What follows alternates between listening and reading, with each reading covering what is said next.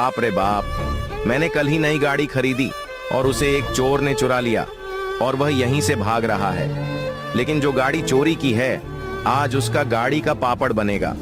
मुझे तो लगता है यही गाड़ी चोरी का होगा। लेकिन इसे देखने से पहले जो भी इंडियन आर्मी से प्यार करता है तो इस वीडियो को एक लाइक और चैनल को सब्सक्राइब करना होगा और 5 सच्चे मित्र को शेयर करना होगा। और जाते जाते कमेंट में इंडियन आर्मी लिख दो। दैया रे दैया, इसका तो पापड़ ही बन गया।